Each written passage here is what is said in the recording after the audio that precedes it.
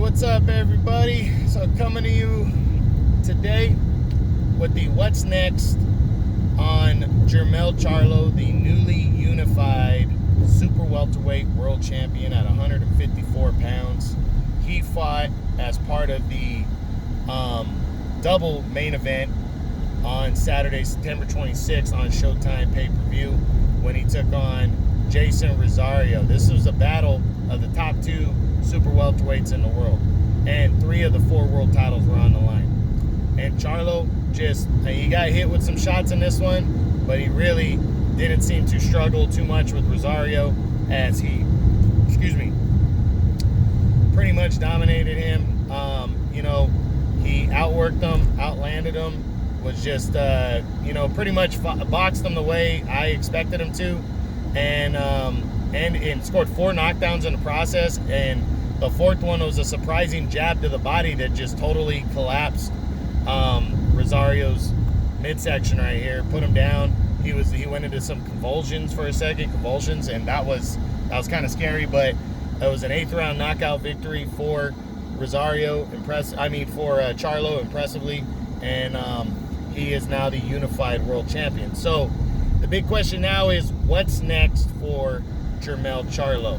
Well, it really depends on what mandatories he has due, because he has 3 belts. Now, one mandatory that I think is off the table completely is a rematch with Erickson Lubin, his WBC mandatory #1 contender. He fought Lubin back 3 years ago, October of 2017, knocked him out clean in the very first round. Caught him with a huge punch, right hand, and it was it. So Lubin is a serious threat. He's very talented. I picked Lubin to win that fight when they fought, and if Charlo doesn't catch him with that shot early in the first round, I think Lubin might have beat him that night, but that didn't happen.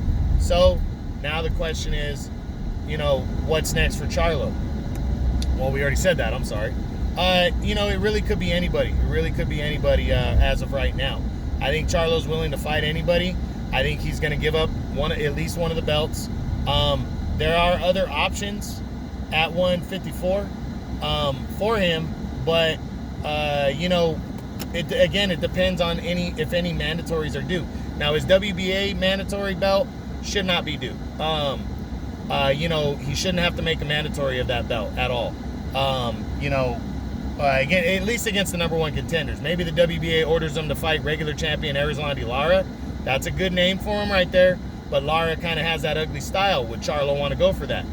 Maybe. I think Charlo would be the favorite going into that fight, and that's a winnable fight for him. So I wouldn't worry too much, but Lara is crafty and tricky. He's a seasoned veteran. Now, would Charlo be willing to fight? It depends on if the IBF declares that undefeated Russian fighter as the mandatory. We don't know if they're going to do that yet as a mandatory challenger. He might have to fight one of the other guys to become the absolute mandatory.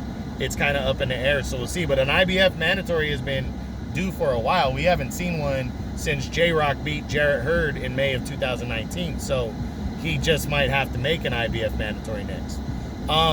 Other fighters, though, in the top 10, obviously he handled Rosario, so that's off the table. J-Rock, I don't think that would be a bad option. Even though J-Rock lost to Rosario, I think a lot of people see that as an upset. J-Rock's a former unified champ. Wouldn't be a bad option, in my opinion, for those two to collide. Especially the history between J-Rock and Jermell Charlo. But I do think that's a step back right now, because J-Rock, he got knocked out against Rosario pretty one-sided too. So even though he beat Jarrett Hurd, he got knocked out against Rosario. So I think Charlo's taking a step back. Jarrett Hurd's there. I don't think he wants anything to do with Jarrett Hurd. I think Jarrett Hurd's the one fighter at 154 that would beat him for sure. And Hurd hasn't mandated that fight by winning an eliminator or anything, so he might not want it. Anybody else, Erislandy Lara, as I said, would be a great option. I think that one would probably make the most sense next, while other guys get their mandatories due. If Hurd or other guys fight each other to try to win world titles or become mandatories, I think maybe Lara makes the most sense next. Other fighters, undefeated Brian Castaño is fighting Patrick Teixeira, the WBO champion, next. So I don't think neither one of those guys are options. A third fight with Tony Harrison. I mean, if I was Charlo, I would never say no to this. But Harrison hasn't done anything since the knockout loss to Charlo last year. I know he's had a rough one. I think he lost his father this year to COVID. So not sure that he already said no to that fight. Not sure he would want to take it anyways. And I'm not sure Harrison at this point would want to take it. Again, I don't see Lubin being an option. So I really think right now Erislandy Lara would be his best option if he's not ordered to make an IBF mandatory against the undefeated Russian. And maybe he gives up that belt. But you know what? I don't see him giving up 2 of the 3 belts. But I do think he's going to give up the WBC title, avoid Erickson Lubin, a rematch with him. I think it's either Lara, to be honest, or the undefeated Russian, Barat Samadayev or something, whatever his name is. But I think it's probably going to be one of those 2. If he really has some balls, Jarrett Hurd, or other than Hurd, I'd say J-Rock possibly.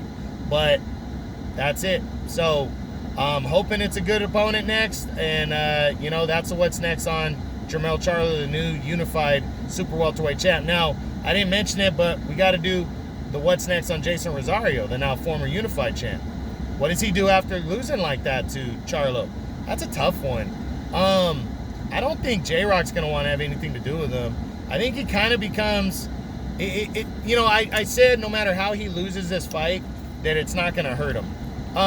I still believe that.